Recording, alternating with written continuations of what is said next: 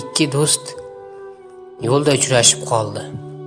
Bir-birini anchadan beri ko'rmaganlari bois uzoq suhbat qurdilar. Shunda ulardan biri do'stiga: "Qaniydi, ko'p boyligim bo'lsa, ochlarga taom, yolg'izlarga mador, nochorlarga shifo bo'lardim. Lekin afsus, Xudo boylik bermadi-da. Qo'limda kosiblik hunari-yu, qari onamdan boshqa hech narsam yo'q. Ba'zan onamning qaysarliklaridan charchab ketaman", dedi nolib.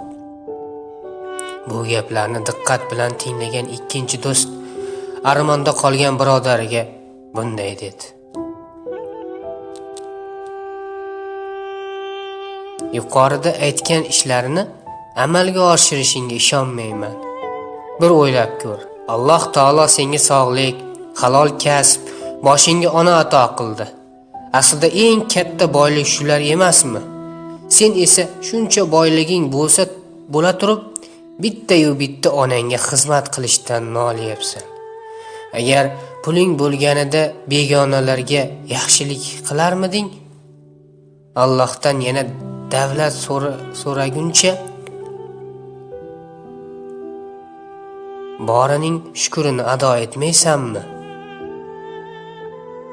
Noligan yigit bu gaplarga biror narsa deya olmay o'ylangancha qoldi.